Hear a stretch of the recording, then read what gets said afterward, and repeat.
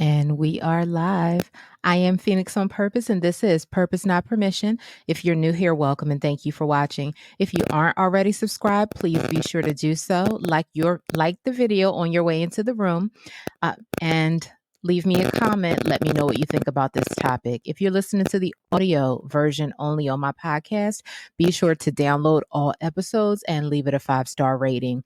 If you're watching the visual replay on YouTube, again, like the video and leave me a comment. So today's topic is your family is your soul tribe.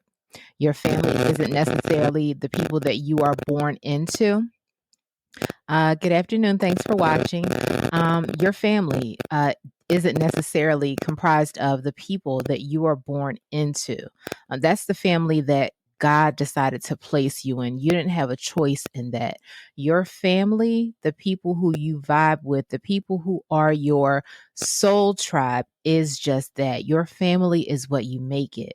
If you decide to evolve in life, if you decide to move on in life and actually grow, change, learn, and evolve, and you realize the people that are around you aren't changing, growing, learning, or evolving, it is okay for you to separate. I think lots of times people feel that they're tethered or tied to their birth family, not realizing that sometimes our birth family is only to teach us certain lessons about life, to show us certain things, to show us examples of who we should be and who we shouldn't be. There had to come a time in my own life where I had to realize, okay, we've had great times. We've had great family memories. We've had trips and vacations, and we've had family outings. We've had birthdays together and holidays and house parties and gatherings. And we've had some amazing times, and those were great, but I want more. I think there's greater available for me. I think there's greater available to me. There came a time where in everyone's life, right, where our elder family members start to pass away, they start to die on. And after my grandmother passed, then my mother passed, my favorite aunt passed, and then my oldest uncle passed away, I started to realize, oh, wait a minute, this is real. Excuse me, guys. I said, wait a minute.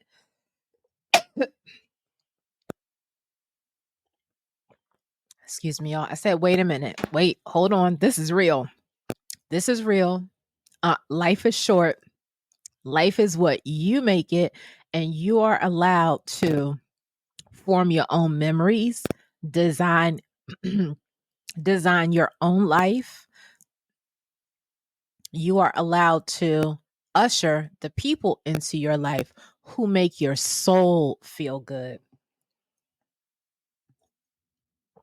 who make your soul feel fulfilled, the people who bring you joy, where there's no chaos, there's no confusion. Again, everyone's growing, everyone's learning, everyone's changing, everyone is evolving, everyone is.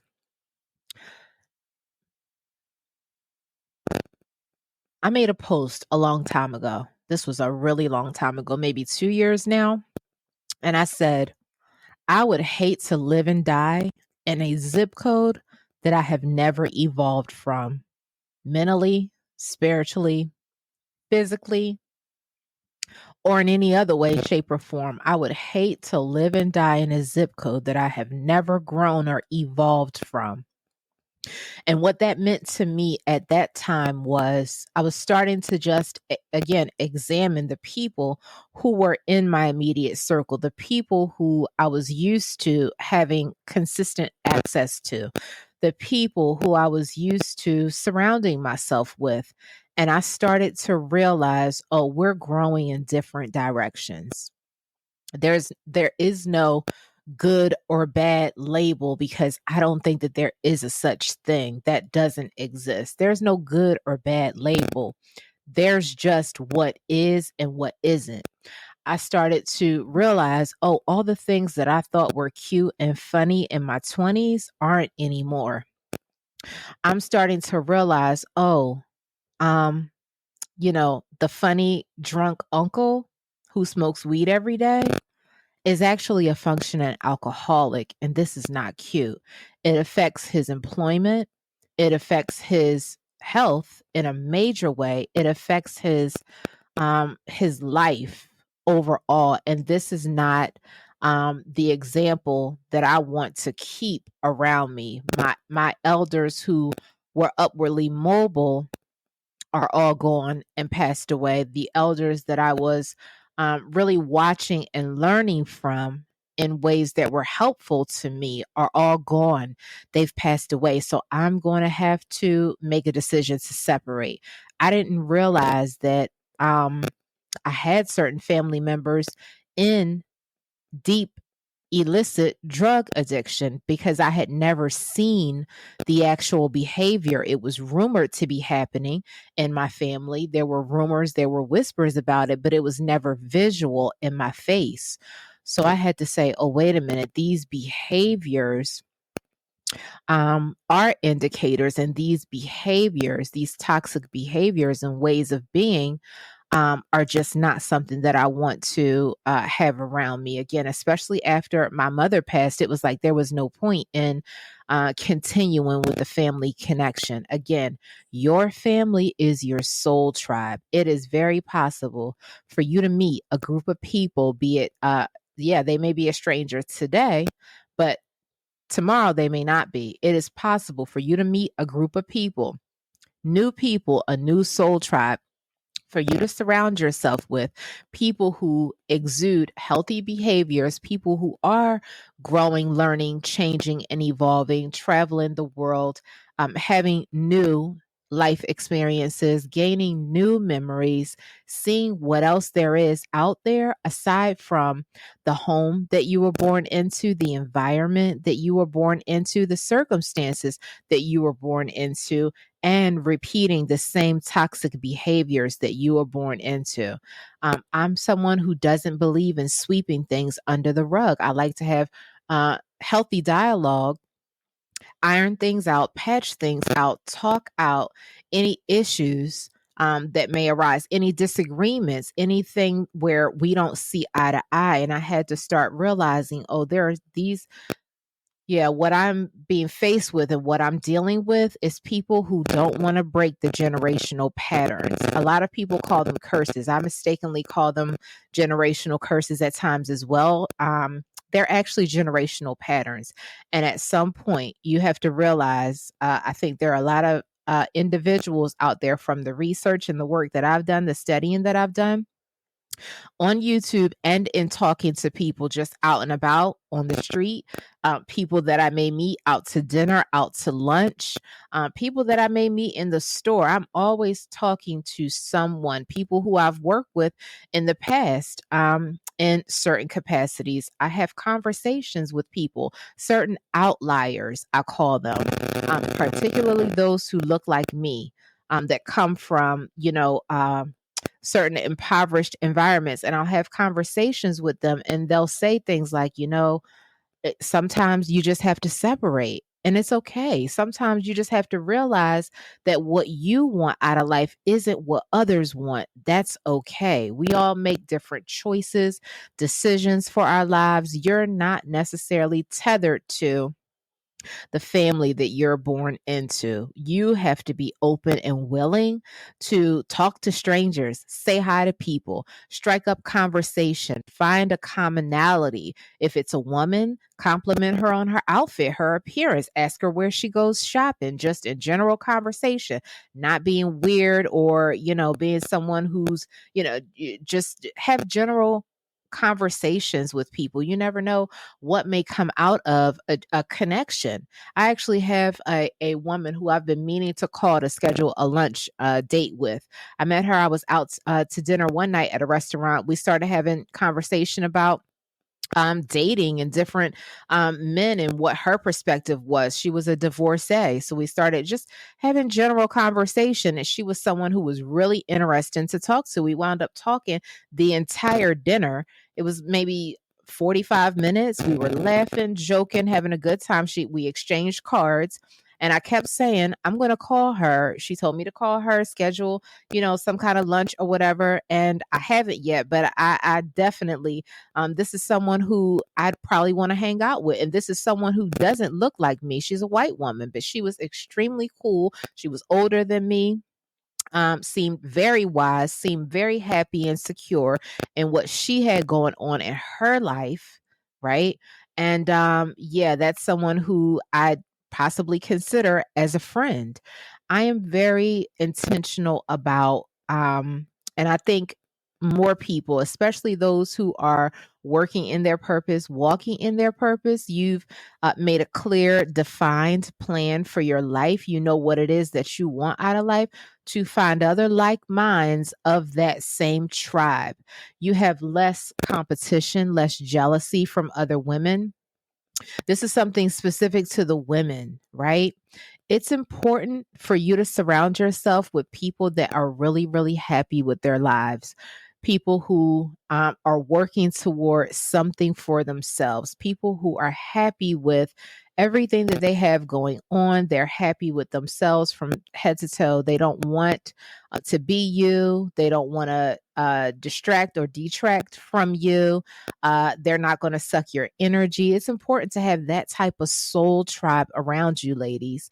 And the men that you date, ladies, it's important for you to understand a man's role in a relationship and know and also know what your role is, and know that there are uh, great relationships that you can cultivate with the opposite sex, having men around you who are walking in their purpose. Again, especially if you're walking in yours, that's important. It's very important for healthy like minds to make tribe with healthy like minds.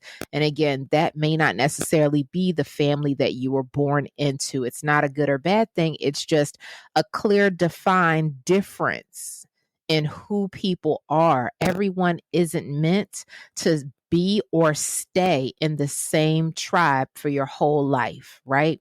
I literally remember having a conversation with this same uncle that I'm referencing, right? And again, I love him. And again, this may seem distasteful to those who haven't done their work and their research on the internet to listen to other people's stories and other people who are speakers, right? But I've done my work and my research. So this doesn't feel distasteful to me. I'm speaking about my life experiences. I had a conversation, I remember at one point, with my uncle. And um, I was asking him, he said to me, he had never in his life been on an airplane ever. And his only thing that he ever wanted to do on vacation was to take his week of vacation, smoke weed every day, get high. And the furthest he'd ever been was to Atlantic City on a road trip to AC.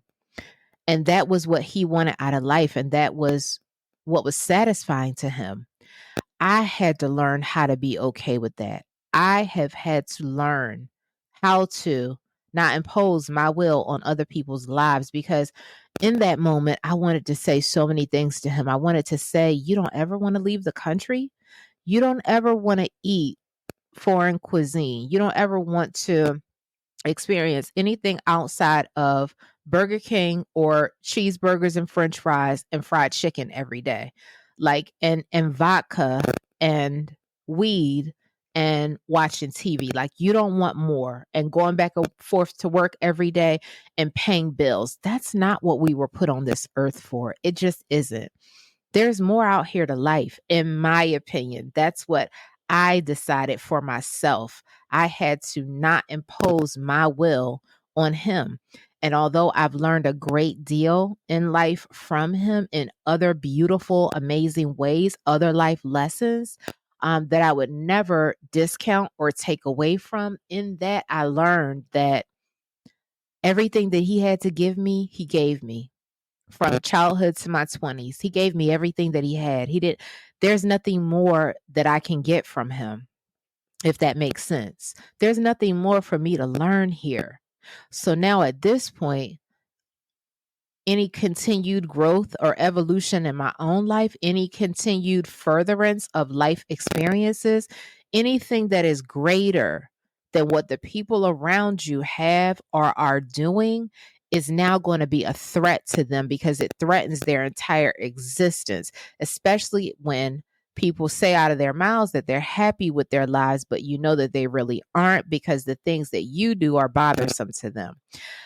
Your family is your soul tribe. It's the people who you meet, the people who you are like-minded with, the people who you are like-minded in the things that you do in life. If you're someone who likes to travel, if you're someone who, again, whatever the things are, if you like to read, if you like to expand your mind, your knowledge, if you're someone who likes to, ladies, I would love a homegirl who's a mean chef, a home chef in the kitchen. I'd love to exchange recipes. I feel like I have nicknamed myself Kimmy Crocker. Literally, I can make and create anything, right? Yeah, so your family is your soul tribe. It's not necessarily the people who you were born to. Uh, Also, there's something that is very important. And again, I fully respect um, all of my elders. I fully respect all of my elders. But when you're in the process of breaking and no longer conforming to the generational patterns that have been laid out for you, yet remaining in those dynamics becomes something that becomes toxic to you because it starts to trigger certain questions that you may have about certain things that may have gone on throughout the family dynamic, right? And there are certain topics that certain family members refuse to discuss or address. And again, I am not someone who enjoys sweeping anything under the rug. If I'm having a conversation with you and saying, hey, why do you feel you need to drink every single day? Don't you see the jaundice in your eyes? Haven't you seen the pattern of, how the toxic behaviors have destroyed other family members? Why don't you want to start doing something to give you more joy, because apparently you're using alcohol or whatever your crutch is or whatever your vice is as a source for your joy, and there are much healthier sources. I'm not saying there's anything wrong with drinking. Every now and again I will have a cocktail, right, when I'm out for dinner or what have you, right? Not every time, but every now and again I will. Drinking every single day, um, yeah, those are signs and behaviors of an either functional or dysfunctional alcoholic. And that comes with a whole host of other problems. Again, what we thought was cute and funny in our 20s no longer is when we start to understand the realities of life. When it comes to marriage, when it comes to life partnership, this is a biblical principle, but if you just look at the reality of life and how that works, how it goes, right, you can actually apply this whether or not you're a Christian, whether or not you read the Bible, whether or not whatever it is you believe, right? There's a scripture that says, cleave unto your wife, right? And let me just break this down. Cleave unto your wife is a phrase from the King James Version of the Bible. In Genesis 2:24, which says, therefore shall a man leave his father and his mother and shall cleave unto his wife, and they shall be one flesh. The word cleave means to cling, glue, or adhere. The Hebrew word used in Genesis is even more expressive, meaning to cling to, to adhere to abide fast together, or to follow, right? These come from again, Genesis 2:24, which says, therefore shall a man leave his father and his mother and shall cleave unto his wife, and they shall be one. The act of cleaving involves fully respecting your mate, honoring him or her, knowing them, and enjoying that intimacy. So there's a lot more I could read about that, but just to break that down to you, what that means to me in layman's terms is when you get married or when you develop a life partnership, when you date and you've had enough of dating or wherever you are in life and you decide to, again, establish a life partner, right? That life partner then becomes your family, your husband, wife, your spouse, your mate, your partner, whatever you label it.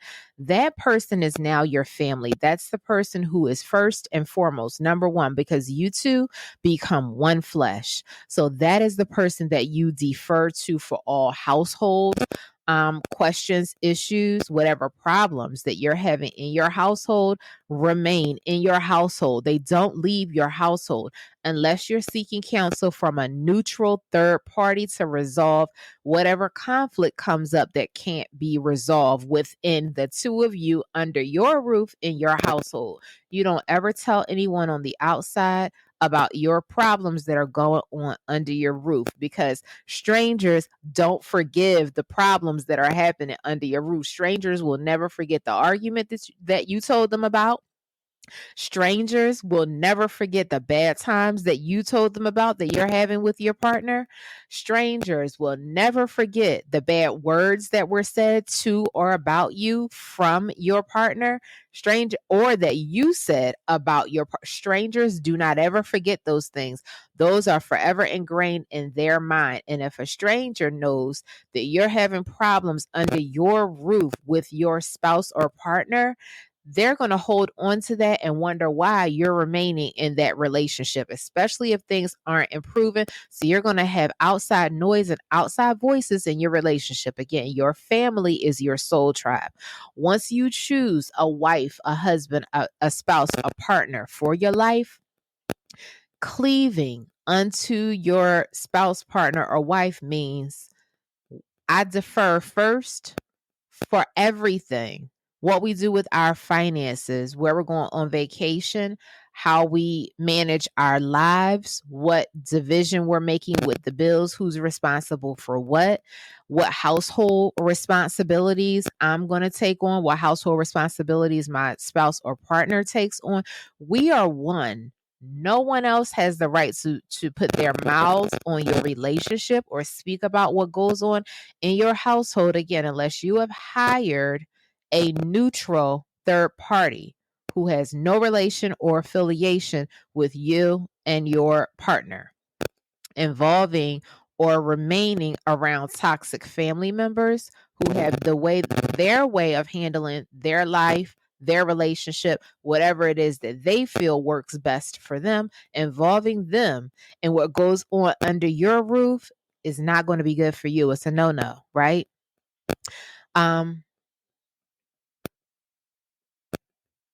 There's a lot more with that, but yeah, and bringing your problems public, bringing them to, with this new world of social media, bringing your problems to the internet, having a camera in your face at all times when you're under your roof in your safe space, all those things, for me, in my opinion, right, are no-nos. The whole world should not have access to your relationship.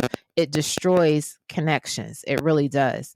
It allows too many people to have voices, mouths, and opinions on your life to influence your decisions. And that will affect the bond of the relationship.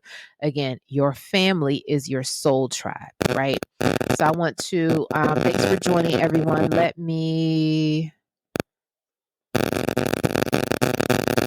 just reading some of the comments.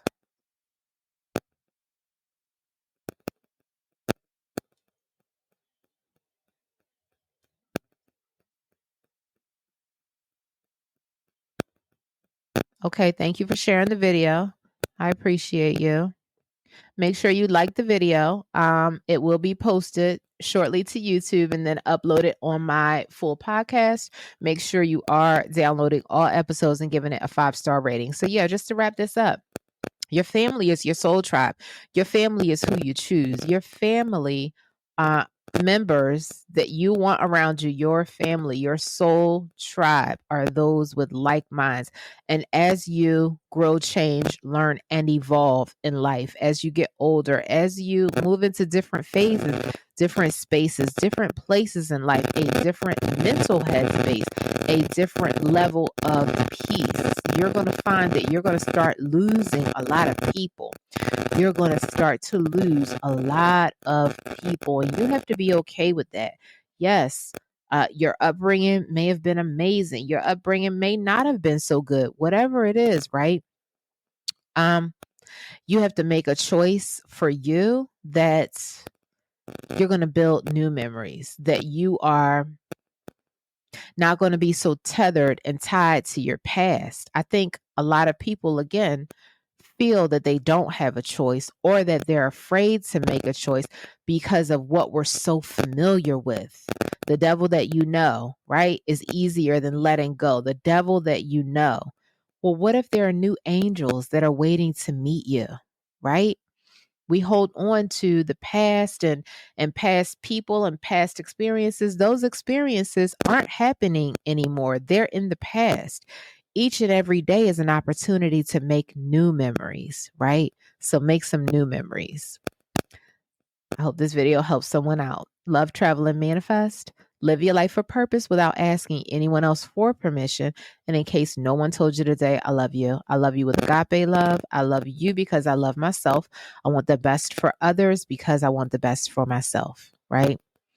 And I will check in with you soon.